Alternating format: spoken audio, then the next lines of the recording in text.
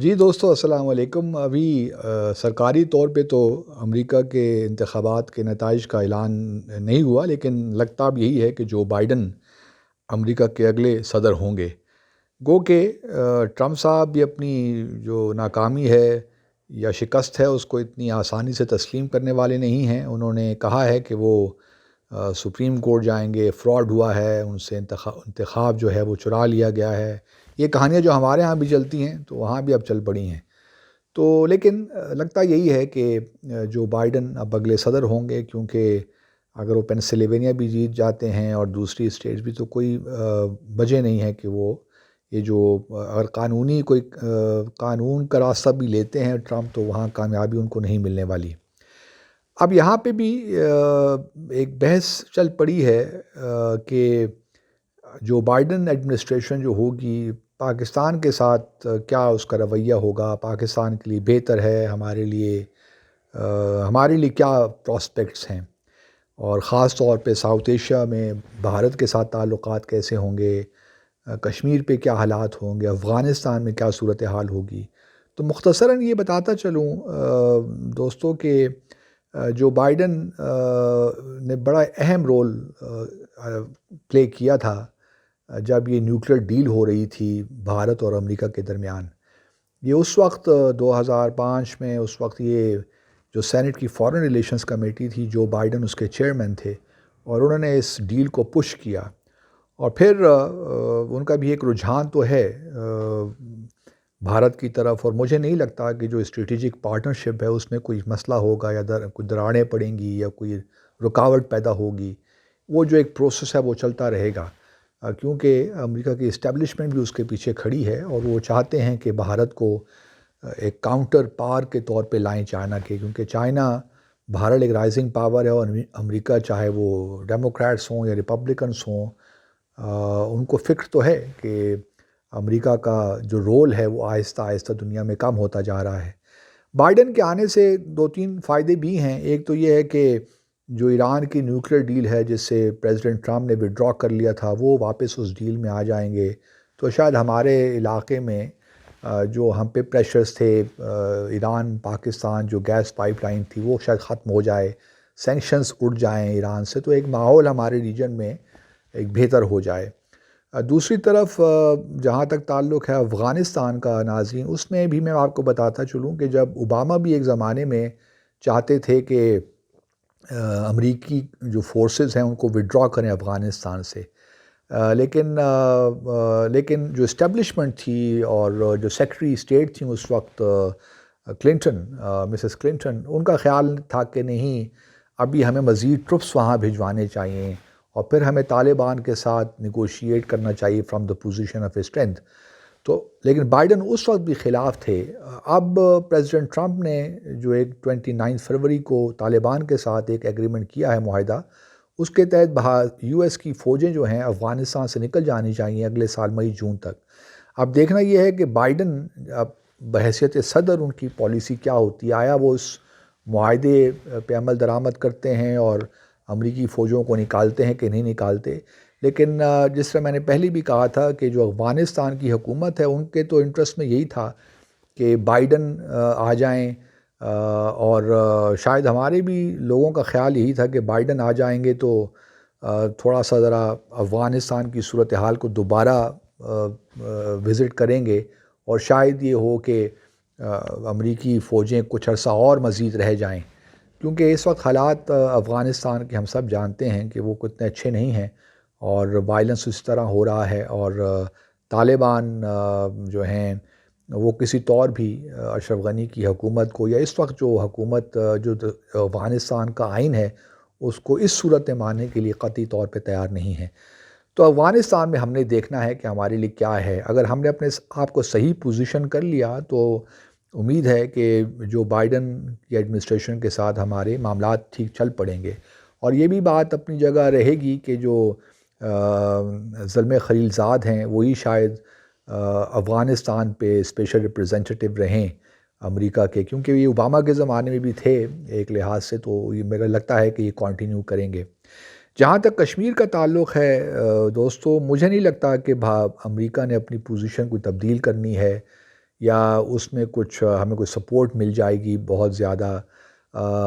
یہ معاملات ایسی رہیں گے. ٹریڈیشنلی اسپیکنگ پہلے کسی زمانے میں لوگ کہتے تھے کہ Republicans are better for Pakistan, لیکن وہ ساری باتیں بھی اب ماضی کا حصہ ہو گئی ہیں. اب دنیا بدل گئی ہے، کولڈ وار کا زمانہ نہیں رہا. تو اب آپ کی اہمیت کیا ہے دنیا کے لیے وہ میٹر کرتی ہے. تو ہماری جو امپورٹنس ہے امریکہ کے لیے، چاہے وہ ٹرمپ تھے یا جو بائیڈن تھے یا جو بائیڈن ہوں گے، تو وہ ہماری اہمیت اسی طرح ہی رہے گی. افغانستان کے کانٹیکسٹ میں ہم یقیناً اہم ہیں امریکہ کے لیے. اور دوسری طرف جو ہے ہمیں ایسی امید نہیں رکھنی چاہیے کہ کشمیر پہ کوئی وہ میڈییٹ کریں گے یا کوئی ہماری مدد کریں گے. کشمیر کے معاملے میں دیکھو ڈیموکریٹس بہت زیادہ شور مچائیں گے. وہ معاملات ویسے ہی رہیں گے، مجھے کوئی تبدیلی اس میں نظر نہیں آتی. باقی نارتھ کوریا کے حوالے سے ہو سکتا ہے، کیونکہ ٹرمپ کی دیکھیں ناظرین جو پرسنالٹی تھی نا، وہ بڑی نان ٹریڈیشنلسٹ تھے وہ، اور وہ کوئی ٹریڈیشنل پولیٹیشین بھی نہیں تھے. جو بائیڈن تو بڑے ٹریڈیشنل پولیٹیشین ہیں.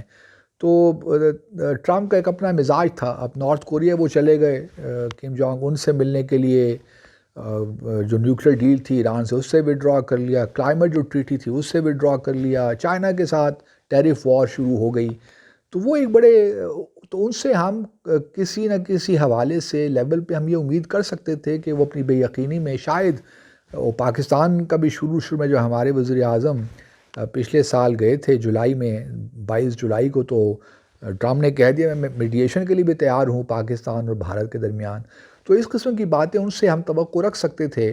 اور چونکہ اگر یہ 4 سال ان کو مل جاتے تو ان کے لیے یہ ان کا لیگسی کا ٹائم ہوتا، کیونکہ دوبارہ تو الیکشن تیسری بار تو لڑ نہیں سکتے تھے. تو وہ کوشش شاید کر سکتے تھے مڈل ایسٹ میں اور ساؤتھ ایشیا میں. لیکن جو بائیڈن نے چونکہ 4 سال کے بعد دوبارہ انتخابات لڑنے ہوں گے، تو اس لیے وہ تھوڑا سا کوشش ہوں گے. وہ کوئی ایسا کام نہیں کریں گے جو نان ٹریڈیشنل ہو. وہ کلائمیٹ ٹریٹی دوبارہ جوائن کر لیں گے، نیوکلیر ڈیل ایران کے ساتھ کر لیں گے. تو کچھ چیزیں اچھی ہو جائیں گی اگلے 4 سال میں. لیکن پاکستان کے لیے کچھ زیادہ ایسی چیز نہیں ہے کہ ہم یہ تکیہ لگا کے بیٹھ جائیں گے جی اب کچھ چیزیں بہت تبدیل ہونے جا رہی ہیں. البتہ افغانستان پہ ہم نے دیکھنا ہے کہ جو بائیڈن کی کیا پوزیشن ہوتی ہے. اب پریزیڈنٹ ٹرمپ جو ہیں وہ ابھی دیکھیے اس کے باوجود کہ کرونا وائرس ہوا، اور میں سمجھتا ہوں کہ ان کی جو ہار کی وجہ تھی وہ کرونا وائرس ہی تھا. ناظرین اگر کرونا یا کووڈ-19 نہ ہوتا تو اکانومی ریلیٹیولی بہتر پرفارم کر رہی تھی، کیونکہ کرونا وائرس سے دیکھیں نا تقریباً 2,40,000 امریکی ہلاک ہو گئے.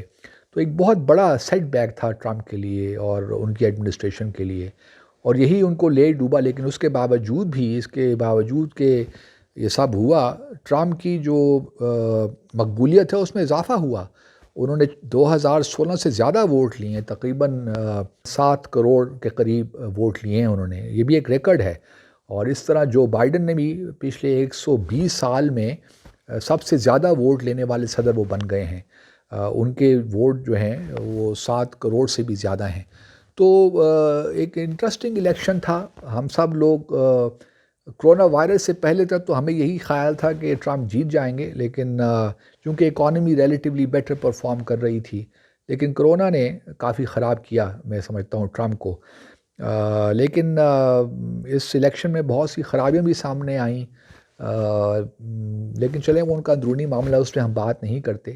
لیکن یہ ہے کہ پاکستان کو اب دیکھنا ہے کہ اپنے آپ کو کس طرح شروع سے ہی پوزیشن کرتا ہے اور کس طرح ہم اپنے لیے اسپیس بناتے ہیں اس نئی ایڈمنسٹریشن میں. گو کہ جو بائیڈن اس ریجن سے واقف ہیں، وہ ایز وائس پریزیڈنٹ انہوں نے پاکستان کا دورہ بھی کیا تھا. لیکن یہ کہنا انف نہیں ہے. اس طرح تو دیکھیے اوباما بھی کتنے عرصے کچھ مہینے پاکستان میں رہے تھے یہاں پہ ایز اے اسٹوڈنٹ یہاں پاکستان میں، لیکن جب وہ صدر بنے تو انہوں نے ایک دورہ بھی پاکستان کا نہیں کیا، اور بھارت وہ 2-3 دفعہ چلے گئے. تو جو بائیڈن کا لوگ یہ کہتے ہیں کہ جو پاکستان کو جانتے ہیں وائس پریزیڈنٹ کے طور پہ آئے تھے تو ہمیں اچھی توقعات رکھنی چاہیے. انٹرنیشنل ریلیشنز میں یہ اس طرح معاملات نہیں چلتے. اصل مفادات کہاں کھڑے ہیں اور کس طرح ہم اپنے آپ کو پوزیشن کرتے ہیں اس سے ساری بات بنے گی.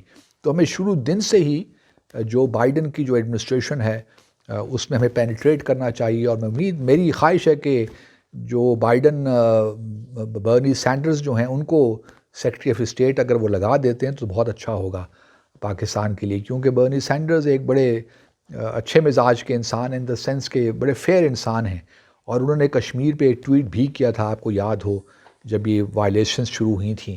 تو ہمارے لیے میں سمجھتا ہوں اگر secretary of state Bernie Sanders بن جاتے ہیں تو یہ ایک اچھا ہمارے لیے کچھ نہ کچھ اس میں پھر راستے نکل آئیں گے. آپ سب کا بہت بہت شکریہ.